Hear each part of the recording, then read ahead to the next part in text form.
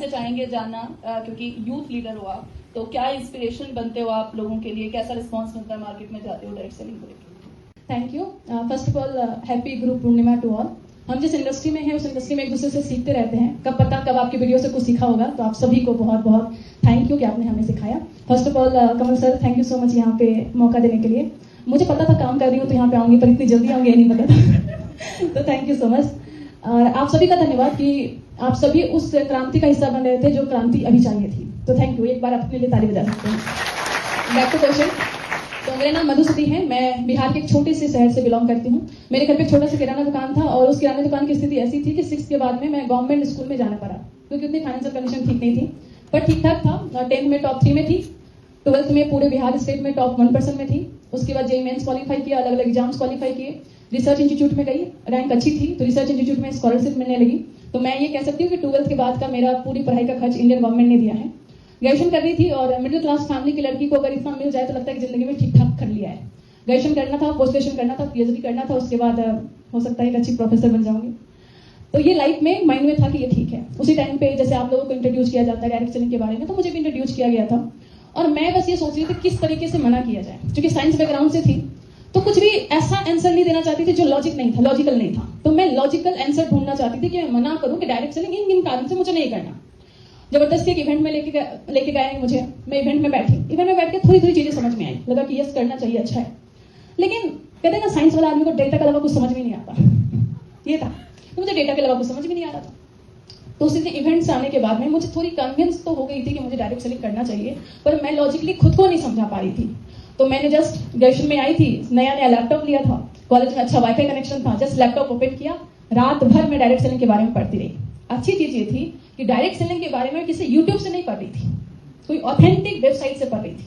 एक यूथ की एक पावर होती है, उसको पता होता है कि कहां से पढ़ना है, कहां से देखना है, वो रिसोर्स उसको पता होता है। तो वहां पे पढ़ने के बाद में मुझे लॉजिकली बड़े अच्छे समझ में आया। आप लोग हमेशा एक बात करते हैं, डायलॉग मारा जाता है, खुद का बेटा झूठ बोल सकता है पर डेटा झूठ नहीं बोल सकता तो डेटा झूठ नहीं बोलता। तो मुझे बड़े अच्छे से समझ में आया और उसके बाद बड़ी सीरियसली मैंने डिसीजन लिया कि मुझे इस डायरेक्ट सेलिंग को एज ए प्रोफेशनली मुझे करना है।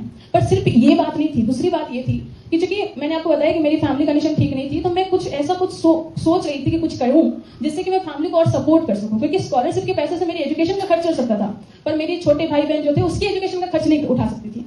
तो मैं कुछ और सोच रही थी। लेकिन आप सभी को पता है कि इंडियन कल्चर में पढ़ाई के साथ में, एजुकेशन के साथ में करने का ऑप्शन नहीं है। फॉरेन कंट्री में है, आप किसी होटल में जाके वेटर का काम कर लो, नाक नहीं कटेगी, पर इंडिया में करेंगे तो हमारे माँ बाप की नाक कट जाती है। तो कोई ऑप्शन नहीं था। तो एजुकेशन के साथ में करने का ऑप्शन ये डायरेक्ट सेलिंग बड़ी अच्छे से हमें देता है। तो उसी टाइम पे मेरी नीड भी थी, तो मैंने करना स्टार्ट किया।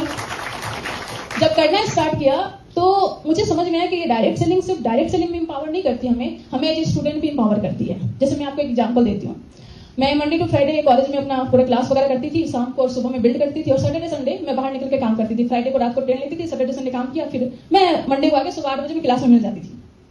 कई बार ऐसा होता था कि मैं फ्राइडे को क्लास में बैठी हूँ और रात को 8 बजे मेरी ट्रेन है, और उस टाइम पे ऐसा हुआ कि मंडे को क्लास टेस्ट है और मैं बाहर जा रही हूँ। लोग तो सैटरडे संडे पढ़ाई करके कर लेंगे, मेरे पास क्या ऑप्शन है? कुछ ऑप्शन नहीं। मेरी जो ट्रेन है अनाउंसमेंट कर दिया, यहाँ मीटिंग है, यहाँ सेमिनार, यहाँ पे इस तरीके से है, उसको आप कैंसिल नहीं कर सकते। डायरेक्ट सेलिंग वालों का कमिटमेंट होता है कि नहीं। मैं नोट्स उठाती थी, ट्रेन में पढ़ते जाती थी, सैटरडे सेमिनार करती थी, संडे सेमिनार करती थी, वापस आती थी और क्लास में एग्जाम दे देती थी। तो मेरी प्रोडक्टिविटी बहुत इंक्रीज हुई इस डायरेक्ट सेलिंग की वजह से। जब बच्चे वीकेंड पे मूवी ये क्लबिंग वो क्लबिंग करते थे, उस टाइम पे लड़की गोल सेटिंग कर रही थी इस डायरेक्ट सेलिंग की वजह से। उस टाइम पे हैबिट बिल्डिंग हो रही थी इस डायरेक्ट सेलिंग की वजह से, और इसका फायदा मुझे एज ए स्टूडेंट भी हुआ। कभी कोई डिबेट हुआ, कभी कोई वाइवा हुआ, कुछ ऐसे चीजें हुई, तो उस चीज में डायरेक्ट सेलिंग ने मुझे इंपावर किया एक अच्छी स्टूडेंट बनने के लिए भी। और ये चीज ऑडियंस को पता होनी चाहिए, ये चीज आप लोगों को पता होनी चाहिए। तो ये इंडस्ट्री मौका देती है। उसके बाद अगर मैं बात करूं, डायरेक्ट सेलिंग इंडस्ट्री वो एक इंडस्ट्री है जो इंडस्ट्री आपको आप 80% काम कर देते हो ना, तो आपको 100% रिवॉर्ड अवार्ड मिलने लगता है। बाहर में ऐसा नहीं होता। बाहर में क्या होता है, आप 100% काम करते हैं, 80% रिवॉर्ड अवार्ड मिलता है। और यहाँ पे एक ज्वाइनिंग हो जाए, बजाओ ताली, बजाओ, ये करो वो करो। तो मैं जैसे जैसे थोड़ी सी सफल होने लगी, मुझे रिवॉर्ड अवार्ड मिलने लगा, मुझे मान सम्मान मिलने लगा, मेरी फैमिली को मान सम्मान मिलने लगा। जब फैमिली को मान सम्मान मिला ना, एक मिडिल क्लास लड़की के लिए इससे बड़ी बात क्या हो सकती है कि उसके माता पिता को उसके नाम से जाने लगे, जिस लड़की का कोई नाम नहीं होता समाज में। तो वो चीज मुझे बहुत मोटिवेट की। कि यार मेरी वजह से मेरी फैमिली को वो अवार्ड रिवॉर्ड मिल रहा है, सब कुछ मिल रहा है। फिर मैंने और आगे किया और कुछ कारण मैं अगर आपको बोलूं तो उसमें से जो मेन फैक्टर है वो मेन फैक्टर ये था। एक बार मैं ट्रेन में ट्रैवल करी थी और एक फीमेल मुझे मिली। वो फीमेल बोली कि वो जब मदरहुड में प्रवेश की, उन्होंने अपना गूगल का जॉब छोड़ दिया। एंड मैं इस बात को सुनने के बाद में 30 सेकंड तक कम से कम ऐसे थी, क्योंकि मुझे पता होता है गूगल में कोई अगर जॉब किया है तो कितनी बड़ी उसकी कैपेबिलिटी होगी, कितना काम किया होगा। करोड़ों का पैकेज था और वो एक झटके में करोड़ों के पैकेज से 0 पे। और महिलाओं की ये कहानी तो है, हम अपनी फैमिली के लिए, अपने बच्चों के लिए सब कुछ सेक्रीफाइस कर देते हैं। लेकिन मैं ये सवाल खुद से पूछी कि मैं सेक्रीफाइस करना चाहती हूँ क्या, और मुझे आंसर है कि मैं नहीं कर सकती सेक्रीफाइस। तो क्यों ना एक ऐसी इंडस्ट्री में बिल्ड किया जाए अपने बिजनेस को, अपने टर्नओवर को, अपनी अवार्ड रिवॉर्ड या अपना टर्नओवर, अपनी इनकम को, ताकि जब आप जहां हो वहां बिजनेस करो, दूसरे जगह पे जाओ वहां बिजनेस करो, जिस भी प्रोसेस में जाओ, मदरहुड में जाओ, शादी करके जाओ, कहीं पे जाओ, दूसरे स्टेट में जहां जाओ वहां पे बिजनेस बिल्ड करो और अलग अलग प्रोसेस में अलग अलग अपनी इनकम को जनरेट कर सको। वो डायरेक्ट सेलिंग इंडस्ट्री वुमेन को देता है।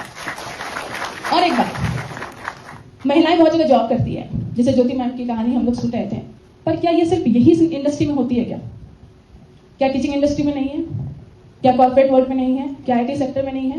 लेकिन जब कोई फीमेल कहीं काम करती है ना, तो उस हरासमेंट को बर्दाश्त करते हुए काम करती है हमेशा, क्योंकि उसके पास में ऑप्शन नहीं होता।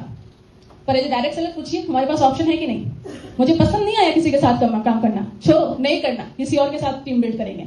मुझे एक व्यक्ति पसंद नहीं है, तो यहाँ पे हम अपनी बाउंड्री सेट कर सकती है, फ्रीडम हमें देती है। और as a young person, as a women, दोनों के लिए फायदा है। आज यंग जनरेशन को भी समझ में नहीं आता, मुझे नहीं पसंद इस बॉस के साथ काम करना, नहीं करेंगे, ये फ्रीडम है। तो फ्रीडम सिर्फ है। Thank you so much. आप आराम से बाद में बजा लीजिएगा, मैं खत्म कर लूं, मेरा टाइम जा रहा है। तो ये यहाँ पे हम लोग कई बार फ्रीडम की बात करते हैं, लेकिन फ्रीडम सिर्फ मनी की, सिक्योरिटी की, टाइम की, इसकी नहीं है। जो सबसे बड़ी फ्रीडम मिलती है कि हम चूज कर सकते हैं कि हम किसके साथ काम करें, किसके साथ नहीं काम करें। एक महिला के लिए सबसे बड़ी फ्रीडम ये है। कैसे बिल्ड करती गई, आज अच्छी खासी टीम है। ऑनलाइन स्टार्ट किया, ऑनलाइन भी बहुत अच्छा हुआ, और आप लोगों की दुआओं से पूरी इंडिया में टीम है, और पूरी इंडिया में कुछ ऐसे लोग हैं जो कि 6 फिगर में इनकम कर रहे हैं। Thank you so much.